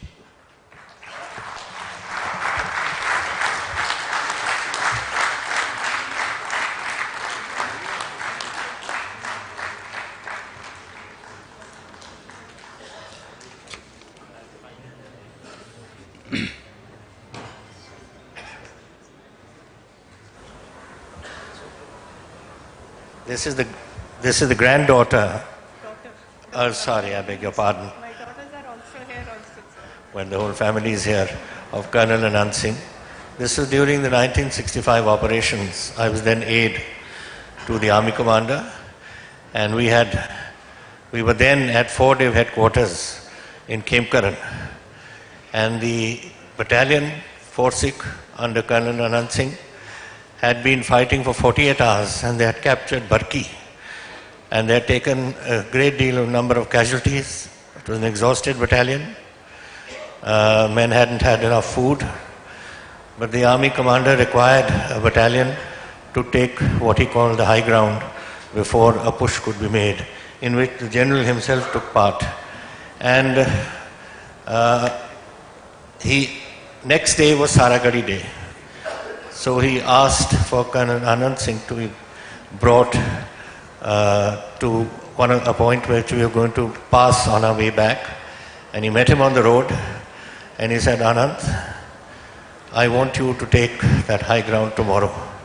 Now, being a good soldier that he was, and he knew his battalion was tired, but he said, yes, sir. And he went that day. That night they were sent forward without any reconnaissance to occupy that high ground. And next day there was to be an armor link-up which never took place. And what happened was, in the morning when they were waiting to have that army link-up, they heard engines start. And those engines, they got out of their cover and walked towards the sound of those engines, and it turned out to be a Pakistani SP troop that was warming up its tank, and they walked straight into a trap there. So the colonel was taken prisoner along with a number of his officers and men. And why I thought that this award should be made to this family was that the real battle which was fought was Barki. This was on the side show which was given, and these sort of things happen in war. But all the battalions that successfully carried out operations, whether it was 3 Jats in 54 Brigade at Dograi or some others elsewhere, first paras at Hajipir or somewhere, all those commanding officers were recognized with the Mahavir Chakra, except for Colonel Anand Singh for Barki, which I thought that is the best. It's the powers that be who decide these things, and the army chief should have then decided on this. Nevertheless, we in Punjab recognize it, and I wanted to honor this family.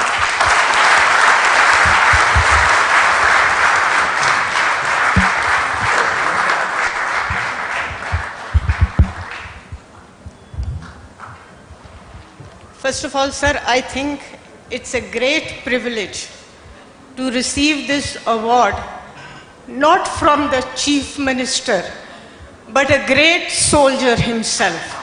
This adds double honor to this award or facilitation which I am receiving. I had the opportunity to visit 4-Sikh just this September on the Saragadi celebration day. The commander was kind enough to invite me, and believe me, sir, what I saw there, the affection, the gratitude, the love and the admiration that people have for my father, Colonel Anand Singh, moved me to tears, sir. It is more than any award received by anyone. And sir, believe me, I'm so grateful to you that you have thought of giving this award to his family. I will ever remain grateful to you for the rest of my life. Thank you so much, sir. Thank you.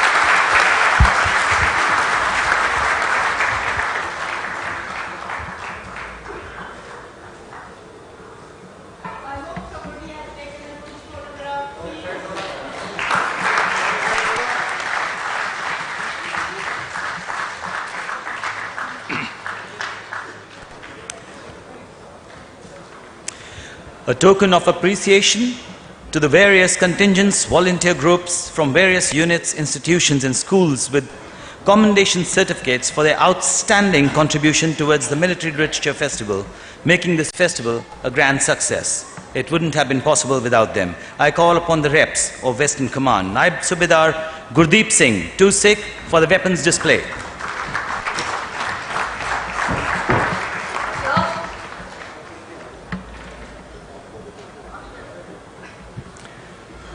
Subedar Balwinder Singh, 22 Punjab, for the martial dance Gatka.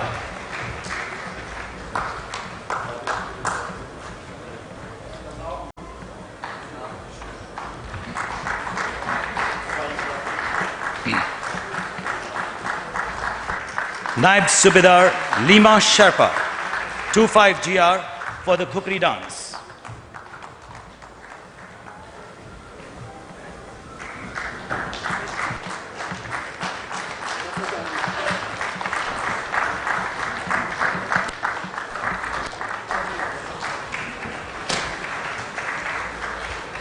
Subedar Hemant Deore, 36 Medium Regiment, for the Jhanj Patak.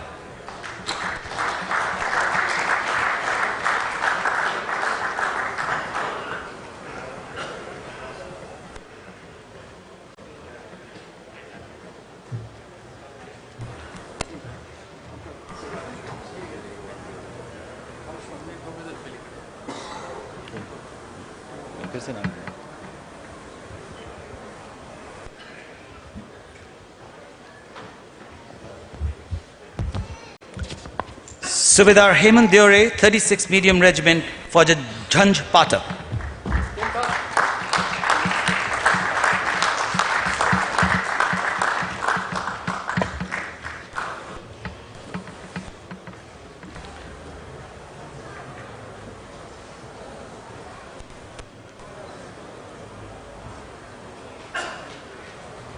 Havaldar Santosh Kumar, 5 Madras, for Kalai Payattu.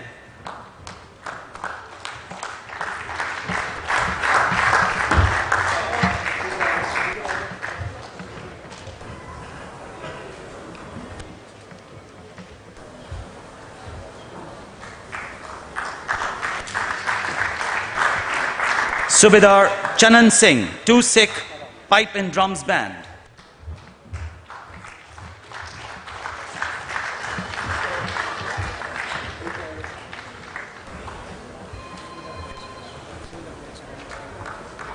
Havaldar ANS Chauhan, Military Police.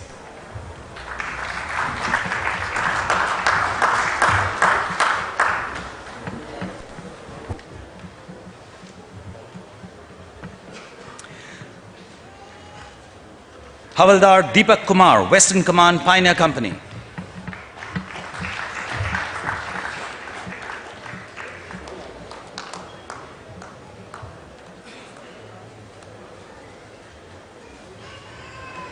Now for the schools, we have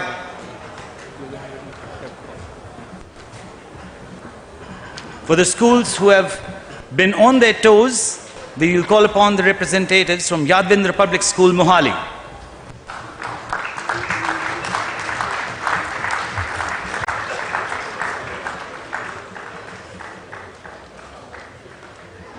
Shamrock School, Mohali.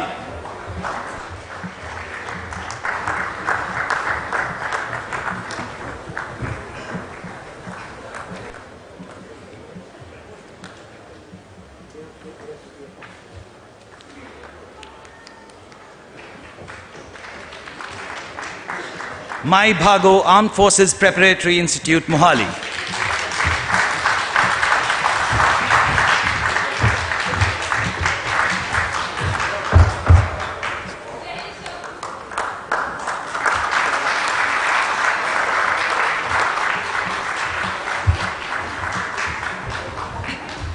Maharaja Ranjit Singh Armed Forces Preparatory Institute, Mohali.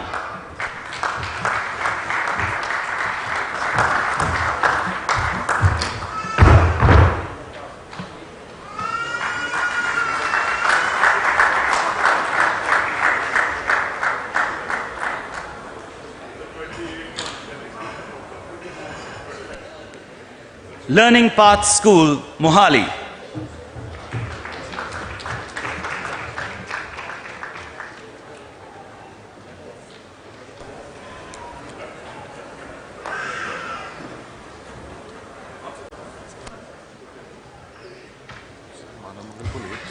नहीं Learning Path School, Mohali. Check.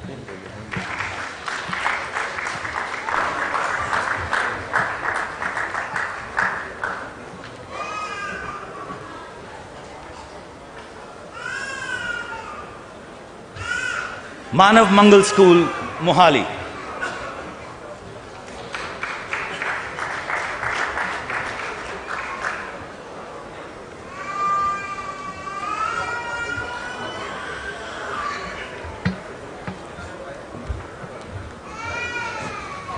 Manav Mangal School, Mohali.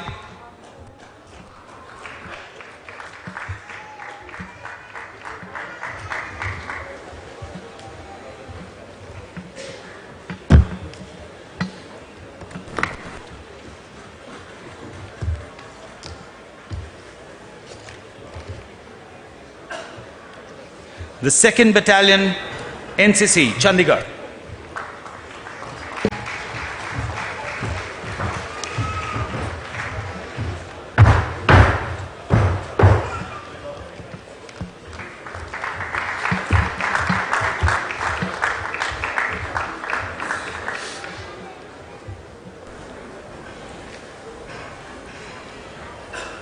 Inspector Yashpal from the Chandigarh Traffic Police.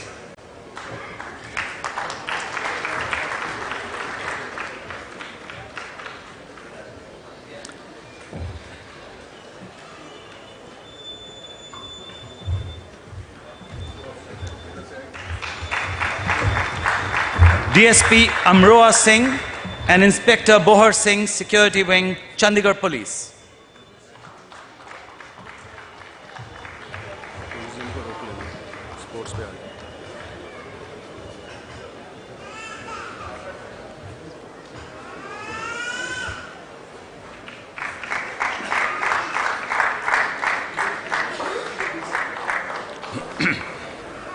Department of Sports, Chandigarh.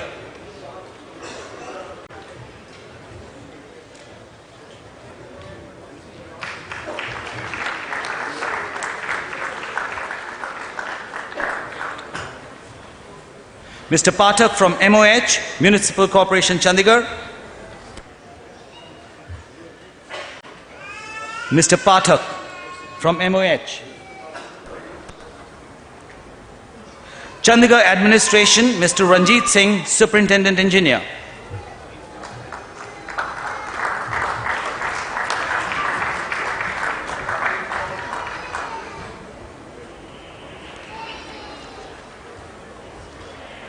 Department of Sainik Welfare, Punjab.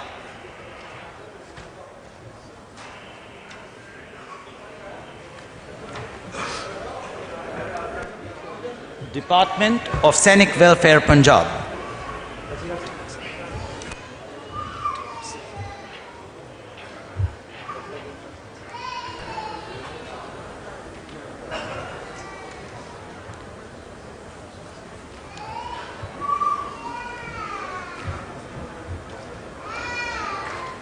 The media teams.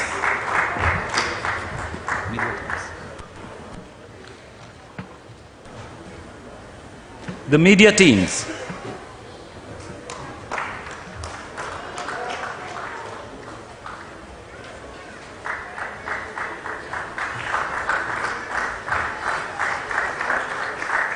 The guardians of governance.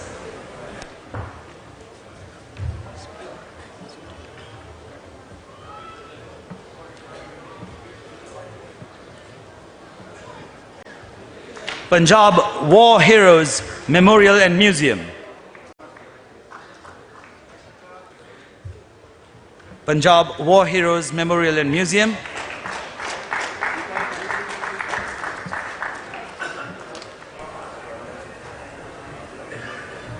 Seapite.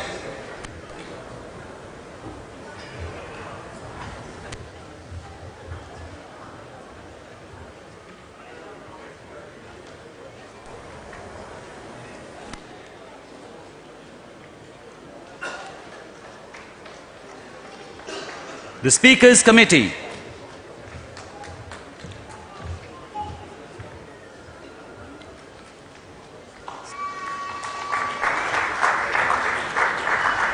Garari Off-Roaders Club.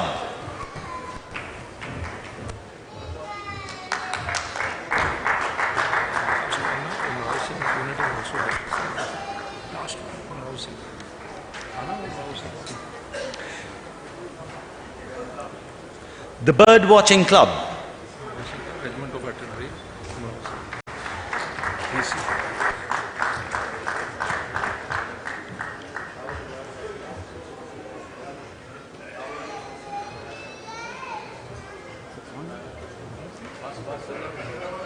Where is he? वो नहीं है उसकी unit है regiment of artillery Regiment of Artillery. Regiment of artillery announce हो गया Office Staff, the Military Literature Festival. We never came, I think. रहने दो।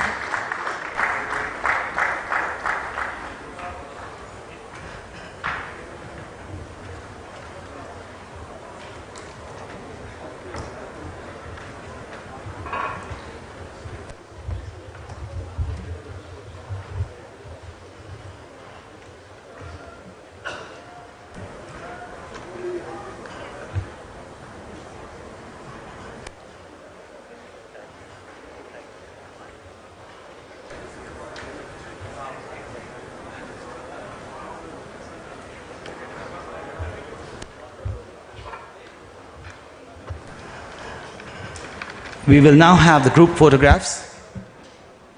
All the volunteers, student volunteers.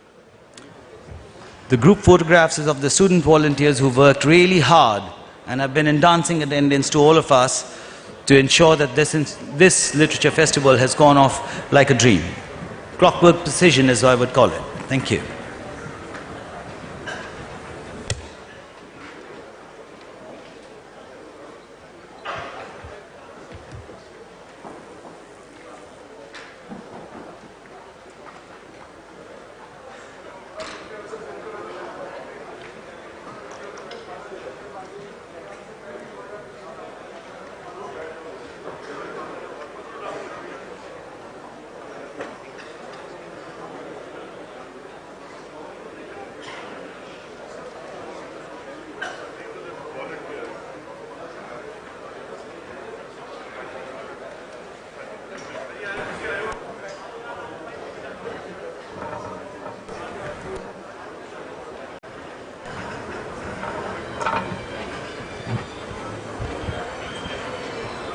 Ladies and gentlemen,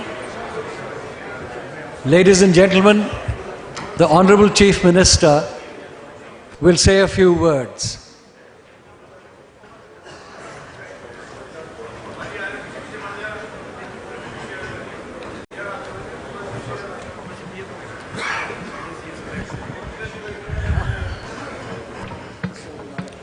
Good evening, ladies and gentlemen.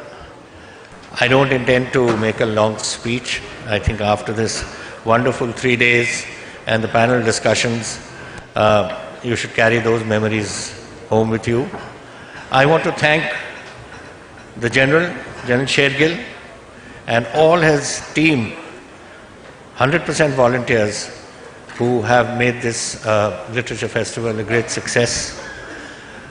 I have seen it from the time it started, and it's the third one now, and it's grown with each year. As the year passes, there's more interest in history, and more people come and participate in this. And I'm told that the last 3 days have been absolutely chock-a-block full, which indicates the interest that is being shown toward this particular military literature festival.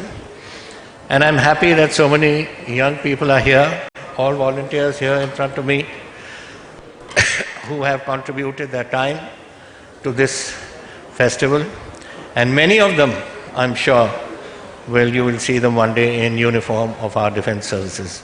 So it's a great pleasure to be here with them, to see them, and a great pleasure for me for another reason, that 4 of the awards I gave were to my old battalion this afternoon.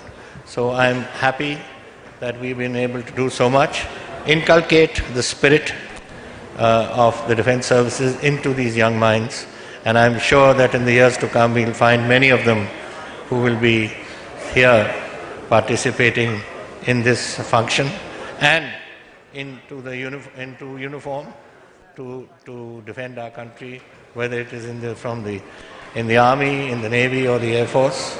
And my luck to them, I know that a number of them have been selected this year, and they've just passed the exam for the National Defence Academy, and one day we will see them all lined up with their regiments to defend our country whenever our country requires that.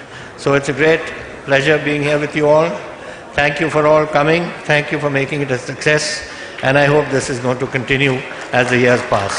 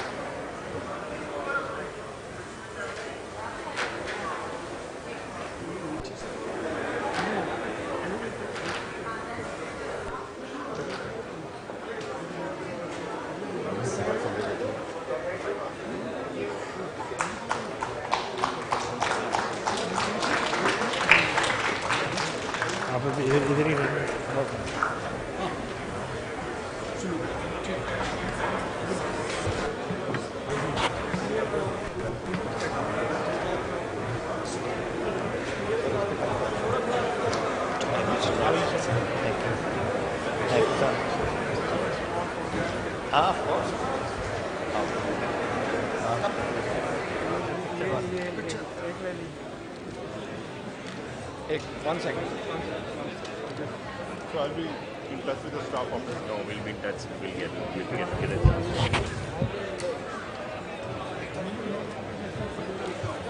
Sir, only you could have done this. Walking through the chaos. I'm a co. Dinner आज dinner पे मिलोगे? हाँ